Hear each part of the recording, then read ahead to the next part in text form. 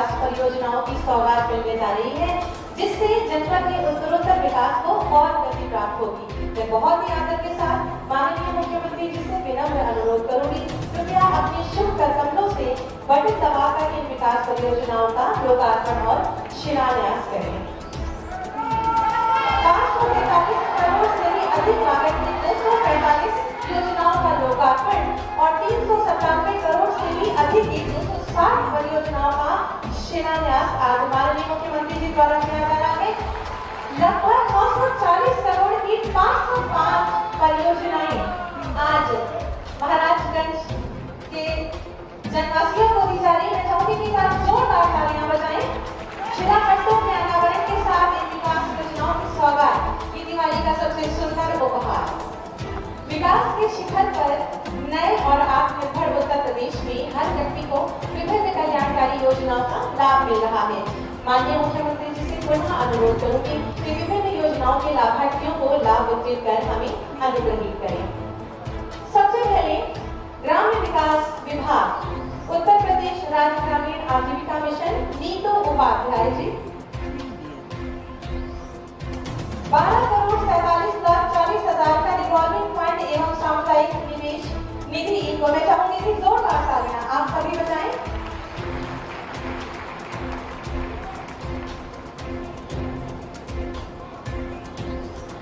सूक्ष्म लघु एवं मध्यम उद्यम विभाग, एक जनपद एक उत्पाद वित्त पोषण सहायता योजना, रामू शर्मा जी जिन्हें 20 लाख रुपए का ये डेमो चेक। आप सभी जोरदार तालियां बजाएं। और मुख्यमंत्री युवा स्वरोजगार योजना के अंतर्गत संदीप गौड़ जी 25 लाख का ऋण आपको प्रदान किया जा रहा है। कृषि विभाग पराली प्रबंधन हेतु एग्रीगेटर योजना, श्री जनार्दन पटेल जी फसल अवशेष पराली प्रबंधन हेतु कृषि यंत्रों तथा ट्रैक्टर बैलर रेफर ट्रॉली हेतु इनको 34 लाख के अनुदान से लाभान्वित किया जा रहा है।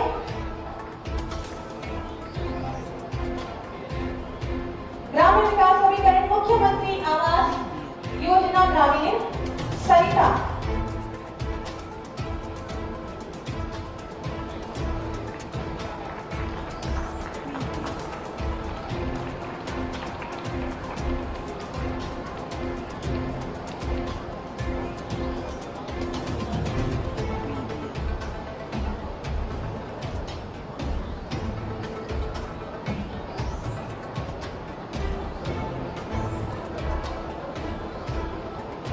ग्रामीण विकास समीकरण मुख्यमंत्री आवास योजना ग्रामीण सरिता जी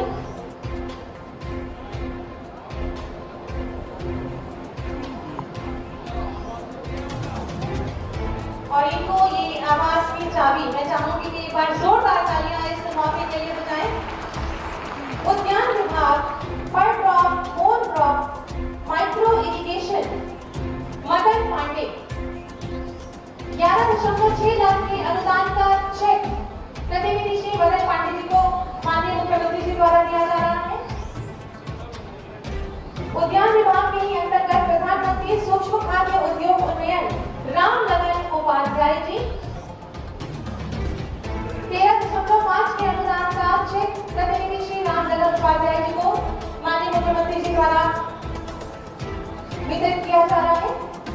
राजस्व माध्यमिक शिक्षा विभाग स्वामी विवेकानंद युवा सशक्तिकरण योजना विजय कनौजिया टैबलेट इनकी शिक्षा को और उच्च श्रेणी उच्च दर्जा देने के लिए टैबलेट में चाहूंगी कि जोरदार तालियां मंच तक पहुंचाएं। स्वामी विवेकानंद युवा योजना के अंतर्गत अनामिका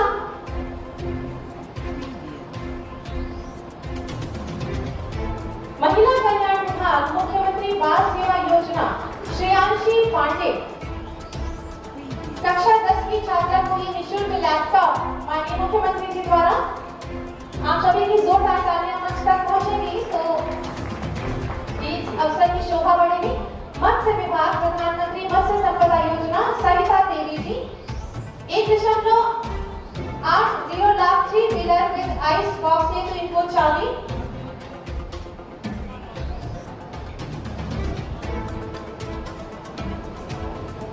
दिव्यांगजन सशक्तिकरण विभाग द्वारा सॉफ्टवेयर इम्प्लांट योजना रोली कसौदन, जिसमें इनको सर्जरी और स्पीच थेरेपी पर व्यय होने वाली कुल 6 लाख रुपए की धनराशि आज माननीय मुख्यमंत्री जी द्वारा दी जा रही है। मैं चाहूंगी कि जोरदार तालियां मंच पर पहुंचे।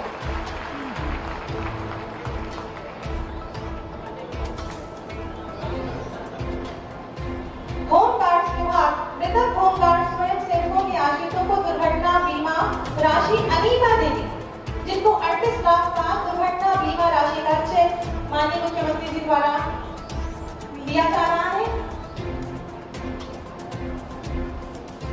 और इसी विभाग द्वारा कविता मृतक होमगार्ड स्वयं सेवकों के आश्रितों को 30 लाख का दुर्घटना बीमा राशि का चेक।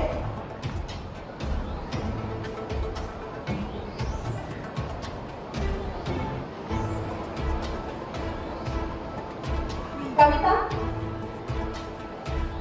आप सभी की जोरदार तालियां इस शुभ अवसर की शोभा और बढ़ाएंगे। मित्रों को जोरदार तालियां बजाइए। नियुक्ति पत्र हेतु राजस्व विभाग ने सबसे पहले अभिषेक कुमार गौड़ कनिष्ठ सहायक के पद पर आपको नियुक्ति पत्र माननीय मुख्यमंत्री जी द्वारा दिया जा रहा है। आपको बहुत बहुत शुभकामनाएं। राजस्व विभाग में ही पूजा श्रीवास्तव मृतक आश्रित के रूप में लेखपाल के पद पर आपको नियुक्ति प्रदान की गई है। आपको भी बहुत सारी शुभकामनाएं। युवा कल्याण विभाग अर्जुन सिंह को युवा कल्याण विभाग द्वारा अर्जुन सिंह पीआरटी स्वयं सेवक की मृत्यु से अपंग हो जाने की दशा में अनुकंपा के आधार पर जो पत्रों का चयन किया गया। बेसिक शिक्षा विभाग से ब्रजेश कुमार अग्रहरी सहायक अध्यापक के पद की नियुक्ति। समाज कल्याण विभाग शोभा ग्राम विकास अधिकारी समाज कल्याण के पद पर नियुक्ति। और होमगार्ड विभाग पूजा इनको नियुक्ति पत्र। मैं चाहूंगी कि एक बार जोरदार तालियां मंच तक हो जाएं और माननीय मुख्यमंत्री जी को बहुत बहुत धन्यवाद, आभार। दीपावली से पूर्व इन सभी को ये लाभ वितरित करने के लिए बहुत बहुत धन्यवाद, आभार माननीय मुख्यमंत्री जी। नए भारत का नया उत्तर प्रदेश, विकसित उत्तर प्रदेश, इस संकल्पना को यथार्थ में परिवर्तित करने वाले माननीय मुख्यमंत्री जी का मार्गदर्शन हमें निरंतर आगे बढ़ने की प्रेरणा देता है। प्रदेश के विकास को समर्पित आपकी निरंतर सक्रियता और सकारात्मक दृष्टिकोण हम सबको सदैव नए उत्तर प्रदेश के निर्माण से जुड़ने को प्रेरित करती है। मैं माननीय मुख्यमंत्री जी से बहुत ही आदर के साथ में नम्र अनुरोध करूंगी कि कृपया अपने आशीर्वचनों से हम सबका मार्ग प्रशस्त करें।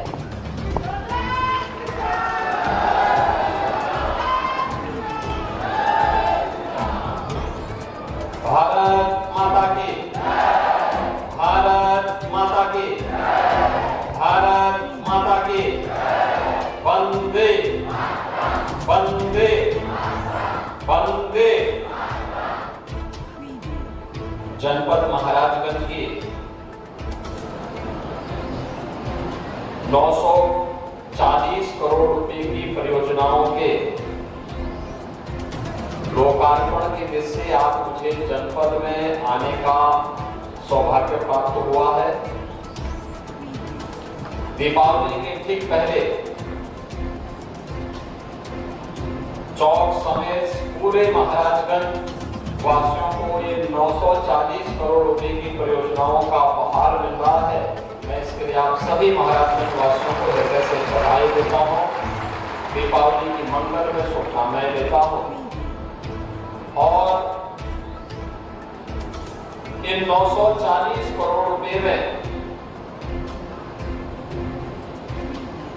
चौक के लिए तो ये सोने में सुहागा हो गया कि सबसे अधिक लाभ इसमें आपको प्राप्त हो रहा है। आज के इस लोकार्पण और शिलान्यास कार्यक्रम में मंच पर उपस्थित जनपद महाराजगंज के लोकप्रिय सांसद और केंद्रीय मंत्री माननीय श्री पंकज चौधरी जी, जिला पंचायत अध्यक्ष श्री रविकांत पटेल जी,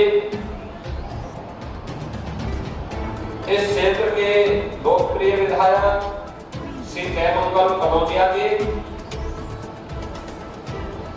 विधायक सिसवा श्री प्रेम सागर पटेल जी, विधायक पलियारा श्री ज्ञानेंद्र सिंह जी, विधायक नौतनवा श्री ऋषि त्रिपाठी जी, भारतीय जनता पार्टी के जिला के अध्यक्ष श्री संजय पांडे जी, नगर पंचायत अध्यक्ष चौक श्रीमती संगीता देवी जी, सभी पार्षदगण, ब्लॉक प्रमुखगण, जिला पंचायत के सदस्यगण, ग्राम प्रधानगण और चौक और महाराजगंज से जुड़े हुए सभी उपस्थित बहनों और भाइयों, 940 करोड़ रुपए की इन परियोजनाओं के लिए चौक समेत पूरे महाराजगंज वासियों को मैं हृदय से बधाई देता हूं, अपनी शुभकामनाएं देता हूं।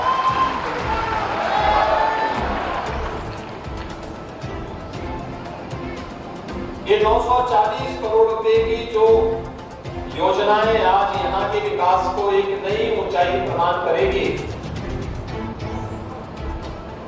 इसमें नगर पंचायत चौक के अपने स्वयं के भवन, नगर पंचायत पनियारा के स्वयं के भवन के साथ ही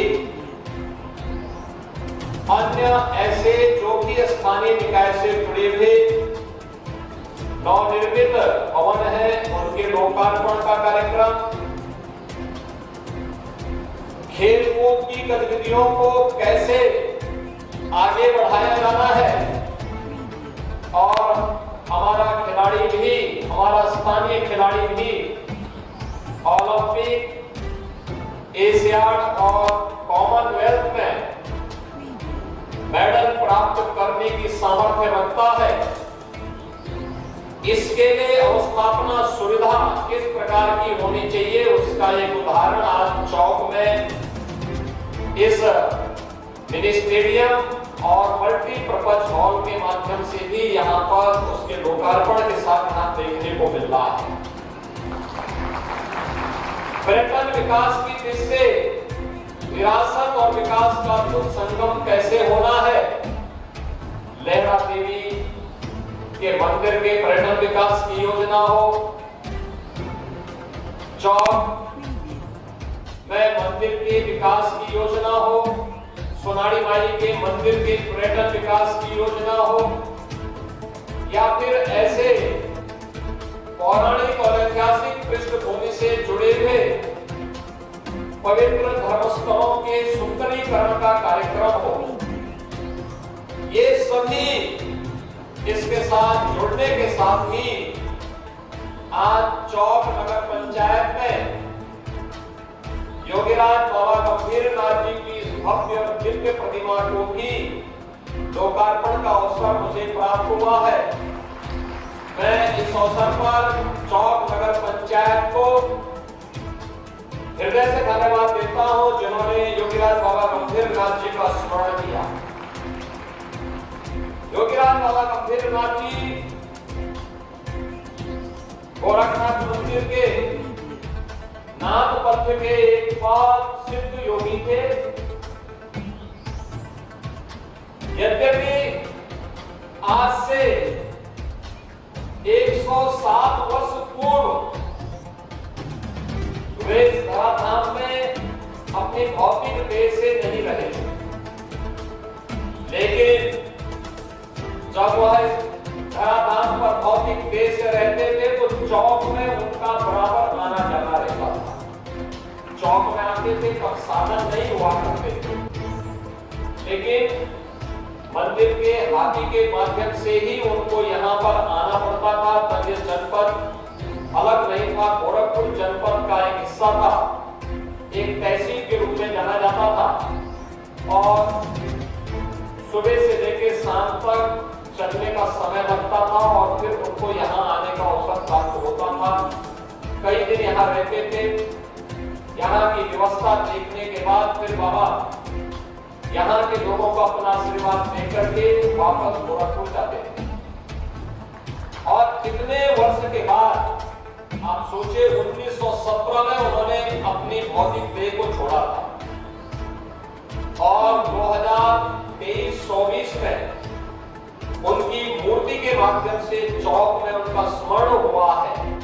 या उस दिव्य विभूति के प्रति चौक की जनता की ओर से, नगर पंचायत की ओर से कृतज्ञता ज्ञापित करने और उनके प्रति श्रद्धा व्यक्त करने का एक माध्यम बना है। मैं इसके लिए, क्योंकि मैं स्वयं भी योगीराज बाबा गंभीरनाथ जी का अनुयायी हूँ, तो इस दृष्टि से मैं चौक की जनता को हृदय से धन्यवाद देता हूँ कि उन्होंने नगर पंचायत के माध्यम से योगीराज बाबा गंभीरनाथ जी का स्मरण किया। बहनों और भाइयों, प्रधानमंत्री मोदी जी ने देशवासियों को विकास को विरासत के साथ जोड़ने का एक आह्वान करते हुए 2047 में भारत को दुनिया की एक बड़ी शक्ति के रूप में स्थापित करने के लिए आत्मनिर्भर और विकसित भारत की परिकल्पना को साकार करने का आह्वान किया। आत्मनिर्भर और विकसित भारत बनाने के लिए हम सबके स्तर पर क्या प्रयास होना चाहिए, यह आज के अवसर पर आत्मावलोकन की आवश्यकता है। याद करिए, सरकार अपना कार्य कर रही है, केंद्र सरकार, राज्य सरकार मिलकर के अपने अपने कार्यों को आगे बढ़ा रही है। युद्ध स्तर पर कार्य हो रहे हैं, बड़े बड़े कार्य हो रहे हैं, कहीं हाईवे, कहीं रेलवे, कहीं एयरपोर्ट, कहीं मेडिकल कॉलेज, कहीं पॉलिटेक्निक, कहीं इंजीनियरिंग कॉलेज, कहीं डिग्री कॉलेज, कहीं ITI, कहीं पर बेसिक शिक्षा के स्कूल, कहीं कलावासी विद्यालय, कहीं मुख्यमंत्री कॉलेज स्कूल, कहीं कस्तूरबा गांधी विद्यालय, कहीं PM श्री विद्यालय, कहीं आंगनबाड़ी केंद्र, कहीं पर उद्योग लगा करके लोगों के लिए विकास और रोजगार के अवसर खोलने के कार्यक्रम, ये अनेक कार्यक्रम चल रहे हैं। लेकिन इसमें केवल सरकार की ही जिम्मेदारी है। हमारे स्थानीय निकाय की समितियों का, ग्राम पंचायतों की और आम नागरिकों की क्या भूमिका इसमें हो सकती है, यह आज हम सब के लिए एक विचारणीय प्रश्न होना चाहिए। जब यहाँ पे 940 करोड़ रुपए की परियोजनाओं के लिए हम लोग आज यहाँ पर आए हैं, तो यहाँ पे स्टेडियम, मल्टीपर्पज हॉल, इसमें एक football ground, kabaddi court, pavilion, cricket pitch, practice pitch, CC road, pathway, parking के सभी की व्यवस्था तो है ही, साथ साथ यहाँ पर अन्य तमाम कार्यक्रम चल रहे हैं। चौक के लिए ही PM स्वनिधि योजना के अंतर्गत पटरी व्यवसायियों के लिए ठेला, खोमचा, रेहड़ी लगा करके जो लोग जहां तहां लगाते थे, उसके लिए PM स्वनिधि योजना में बैंक से कम दर पर उन्हें लोन दिला करके वे अपने व्यवसाय को आसानी से कर सके, इसके लिए भी एक कार्यक्रम चल रहा है। और इसमें मुझे प्रसन्नता हुई कि 556 पथ विक्रेताओं को अकेले चौक के अंदर इस योजना का लाभ प्राप्त हुआ। आप सोचिए, 2020 में 20 दिसंबर 2020 में आपका चौक नगर पंचायत बना और मात्र 4 साल में 3704 लोगों को एक आवास इस नगर पंचायत में प्राप्त हो गया। यानी 3704 लोगों को कोई कल्पना ही नहीं कर सकता। और यहाँ पे 4 आंगनबाड़ी केंद्रों का निर्माण भी हो रहा है। चौक समेत आसपास के जो भी गांव नगर पंचायत में आए हैं, इनमें भी विकास के कार्य तेजी के साथ आगे बढ़ाने का कार्य हो रहा है। और साथ साथ यहाँ पर अभी आपका भव्य भवन नगर पंचायत का बनकर के भी यहाँ पर तैयार हुआ है। मैंने भी यहाँ प्रशासन से इसी बात में कहा कि जैसे ग्राम सचिवालय का निर्माण हुआ है गांवों में, ग्राम सचिवालय के लिए हम लोगों ने कुछ कार्य योजना तैयार की और ग्राम पंचायत में एक पंचायत सहायक के रूप में कंप्यूटर ऑपरेटर दे रखा। एक कंप्यूटर ऑपरेटर गांव के लोगों को भी सभी सुविधाएं गांव में उपलब्ध करा रहा है, चाहे वह आय प्रमाण पत्र हो, जन्म प्रमाण पत्र हो, मृत्यु प्रमाण पत्र हो, निवास प्रमाण पत्र हो, चाहे वह जो भी आवश्यकता जिसके लिए जिले में, तहसील में, ब्लॉक में एक सामान्य नागरिक को जाना होता था, आज सभी सुविधा गांव में ही ग्राम सचिवालय में प्राप्त हो। एक व्यवस्था आज कर दी गई है, इसको युद्ध स्तर पर आगे बढ़ाना है जिससे लोगों को इस सुविधा का लाभ मिले, पब्लिक को सुविधा, लेकिन जॉब भी उसमें एक नई बनी कंप्यूटर ऑपरेटर की। गांव का एक व्यक्ति गांव के अंदर ही नौकरी प्राप्त कर लिया। इसमें दूसरी जॉब बनी, हम लोगों ने कहा कि वे गांव में एक सार्वजनिक शौचालय बनना चाहिए। घर घर में शौचालय बनाए गए हैं, लेकिन कहीं ज्यादा मेहमान आ गए, कोई शादी ब्याह का कार्यक्रम हो, गांव की स्वच्छता पे कोई दाग न लगने पाए, इसके लिए आवश्यक है कि गांव में सार्वजनिक शौचालय हो और उस सार्वजनिक शौचालय को या तो ग्राम पंचायत या यूजर चार्ज के माध्यम से उसको संचालित करें और उस सार्वजनिक शौचालय में रहने वाली एक महिला को भी उसको जिम्मेदारी दी जाए। एक नया जॉब इसके माध्यम से भी वहां प्राप्त हुआ। तीसरा, पीसी सखी, बैंकिंग कॉरस्पॉन्डेंट सखी। गांव के लोगों को बैंक का लेन देन करने के लिए बैंक जाना न पड़े, बल्कि पीसी सखी ही इस जिम्मेदारी का निर्वहन करेगी।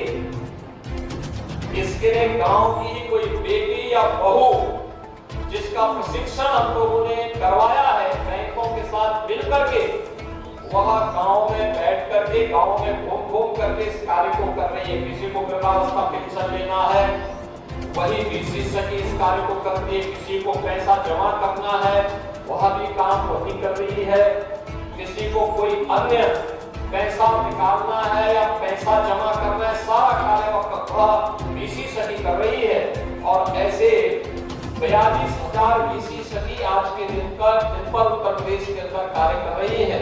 हर ग्राम पंचायत में एक पीसी सखी हो, यह भी एक तीसरी जॉब गांव के अंदर गांव के लोगों को उपलब्ध करवाई गई। चौथा, गांव में एक कन्वेंशन सेंटर हो, शादी ब्याह, मांगलिक कार्यक्रम, किसी का मुंडन है, किसी को भोज देना हो, कोई अन्य कार्यक्रम करवाना हो, इसके लिए इधर भटकना ना पड़े। पहले से निर्मित भवन हो और उस भवन में यूजर चार्ज कम से कम हो। अगर आप टेंट लगाएंगे, लाख 2 लाख का खर्चा हो जाएगा। आसानी क्या है, वहां पे पहले से भवन बने, आसानी से कम पैसे में लोगों को सुविधा मिल सके, तो पब्लिक को सुविधा मिल गई। साथ साथ वहां पर एक व्यवस्था बनाई गई कि एक व्यक्ति उसकी रखरखाव की जिम्मेदारी निभाएगा, उसको निश्चित मानदेय मिले। तो एक चौथी जॉब भी गांव में मिल गई। पांचवा कार्य उस गांव के लिए किया गया है कि जो फेयर प्राइस शॉप है, कोटे की दुकान है। पहले कोटे की दुकान में केवल सरकारी राशन ही बेच सकते थे, अब हमने सुविधा दी है कोटे की दुकान में सरकारी राशन के साथ साथ अन्य सामान भी जो सामान्य उपभोक्ता के लिए उपयोगी हो सकता है, तेल है, साबुन है, दातुन है और भी कॉपी किताब है, ये सब आप हम बेचने के लिए रख सकते हैं। गोदाम उसके पीछे बनाने की व्यवस्था बनाएगी सरकार और एक व्यक्ति जो फेयर प्राइस शॉप का संचालन करता है वो इसको देखेगा। निश्चित किराया ग्राम पंचायत में जमा करेगा। एक 5वीं जॉब वहां पर होगा, यानी एक ग्राम पंचायत में 5 जॉब क्रिएट किए गए हैं। ऐसे ही नगर पंचायतों में भी हमें करने की तैयारी करनी है। हमारा ग्राम पंचायत या हमारी नगर पंचायत सरकार के लिए बोझा न बने, बल्कि सरकार की योजनाओं को जमीनी धरातल पर पहुंचाने के वाहक तो बने ही,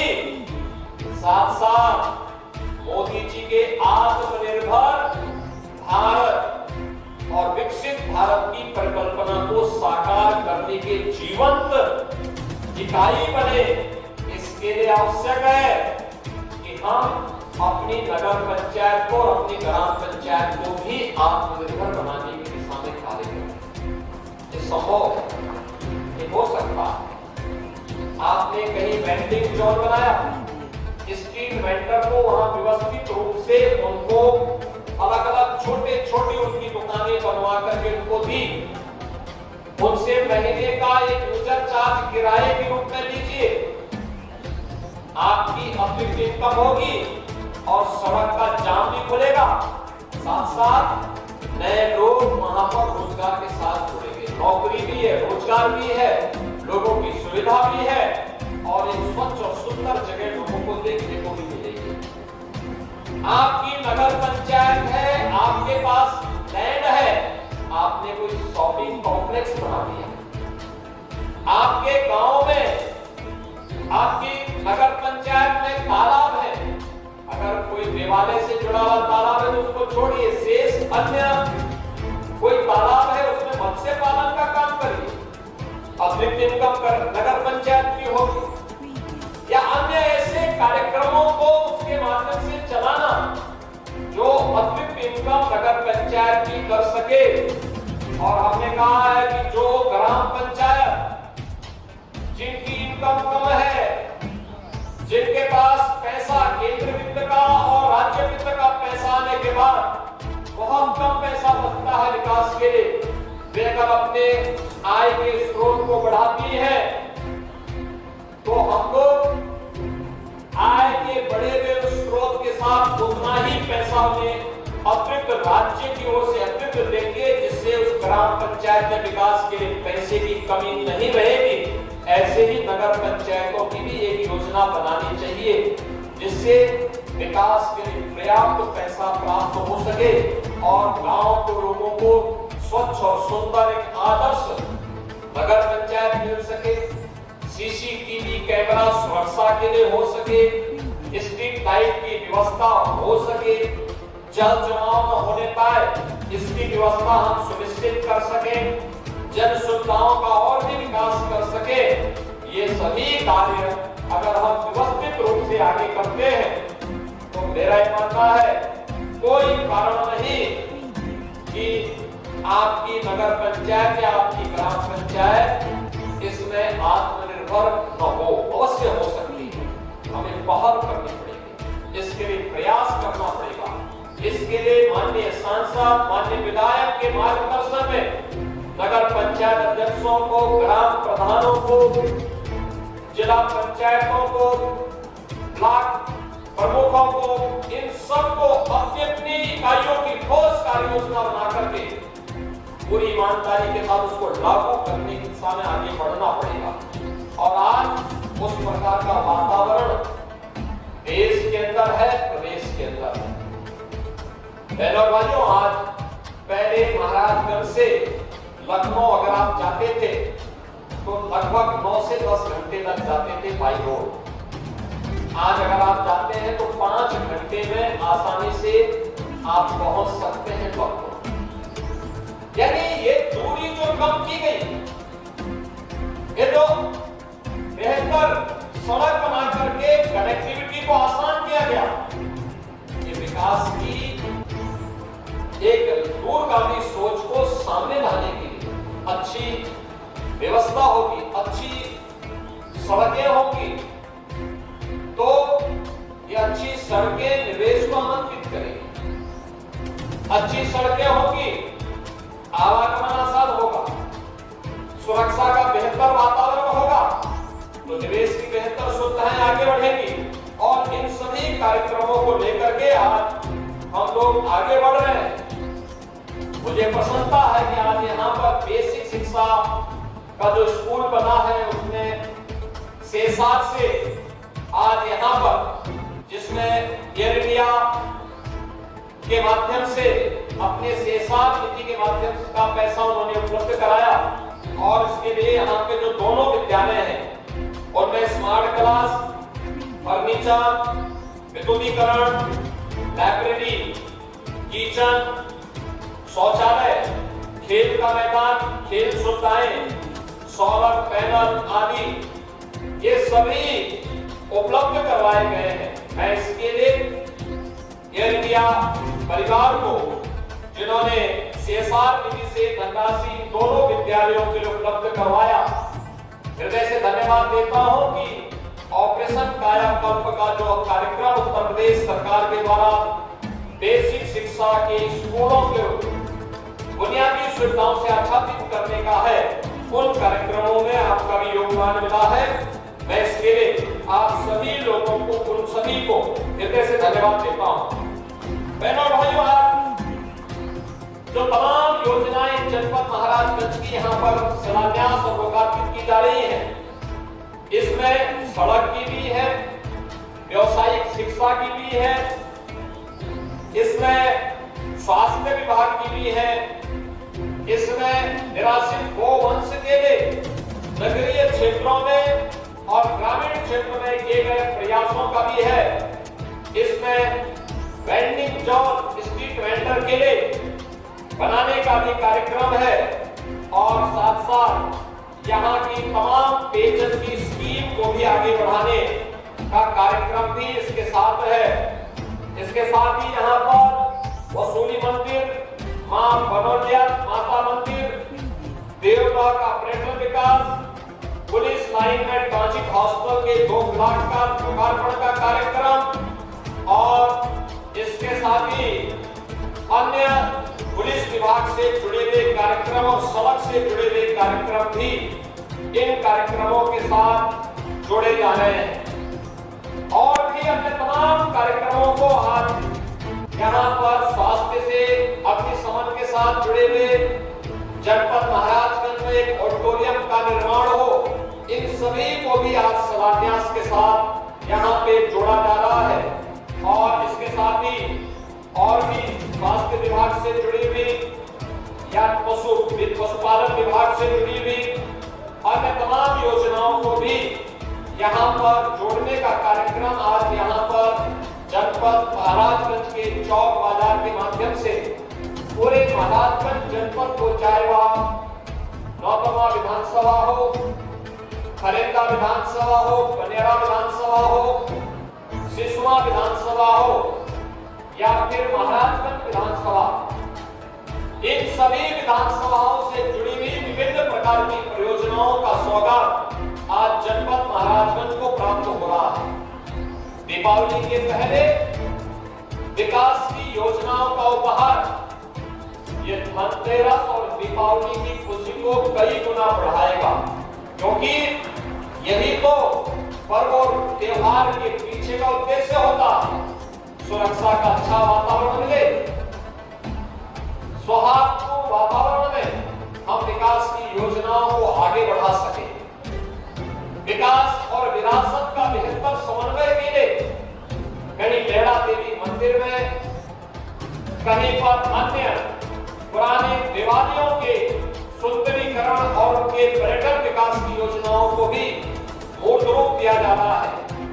तो हमारे विकास की जो सबसे आधारभूत इकाई है ग्राम पंचायत के लिए या फिर नगर पंचायत के विकास के लिए, उनका अपना स्वयं का भवन बने, वहां पर सॉलिड और लिक्विड वेस्ट के लिए बेहतरीन प्रबंधन हो, ये सभी कार्य एक साथ करने के कार्य किए जा रहे हैं। आज मैंने प्रशासन से इसी बारे में कहा है कि जैसे ग्राम सचिवालय काम कर रहा है, ऐसे ही नगर पंचायतों का सचिवालय नगर पंचायत भवन के माध्यम से होते हुए दिखना चाहिए, जिससे चौक के लोगों को अपना सर्टिफिकेट बनाने के लिए महाराजगंज न जाना पड़े, बल्कि चौक के लोगों को चौक में, बनियारा के लोगों को बनियारा में, सिसवा के लोगों को सिसवा में, नौतनवा के लोगों को नौतनवा में, खरेंदा के लोगों को खरेंदा में इस सुविधा का लाभ आय प्रमाण पत्र, जाति प्रमाण पत्र, निवास प्रमाण पत्र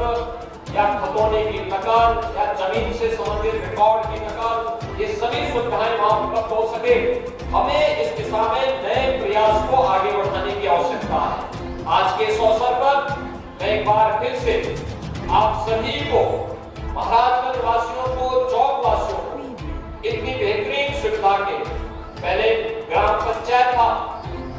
मुझे याद है महाराजगंज से चौक आने के लिए इस सड़क की स्थिति कितनी खराब थी और मुझे कई बार लिखना पड़ता था, बोलना पड़ता था। हम लोगों को उस समय प्रशासन से भी, शासन से भी गुहार करनी पड़ती थी। और आज कितनी अच्छी सड़क चौक के अंदर, चौक तो ऐसे लगता है जैसे लखनऊ का हजरतगंज बन गया। और यानी विकास, लेकिन इस विकास को बनाए रखना, एक स्वस्थ प्रतिस्पर्धा होनी चाहिए कि नगर पंचायत बन गई, विकास भी हो रहा है, इस विकास को सुरक्षित रखना, इसको आगे बढ़ाना। हम अपने नगर पंचायत को आदर्श बनाएंगे, स्वस्थ प्रतिस्पर्धा जनपद के अंदर ग्राम पंचायतों स्वच्छता के लिए, विकास की योजनाओं के संरक्षण के लिए, इनकम को बढ़ाने को लेकर के। और अगर स्मार्ट सिटी बन सकती है तो स्मार्ट नगर पंचायत क्यों नहीं बन सकती? सेफ सिटी बन सकती है तो सेफ नगर पंचायत क्यों नहीं बन सकती? और जब आप अपने जनपद का स्थापना दिवस या महोत्सव मनाते हैं, उस महोत्सव में वहां के चेयरमैन और वहां के पार्षदों का सम्मान किया जाना चाहिए और उस ग्राम पंचायत का सम्मान किया जाना चाहिए जिन्होंने अपने स्तर पर पहल करके अपने गांव का आदर्श गांव बनाया है या आदर्श नगर पंचायत बनाया है, जिससे और भी लोग उससे प्रेरणा प्राप्त कर सकें। आज के लिए मैं आप सबको एक बार फिर से इन योजनाओं की हृदय से बधाई देता हूँ, अपनी शुभकामनाएं देता हूँ और दीपावली की मंगलमय शुभकामनाएं आप सबके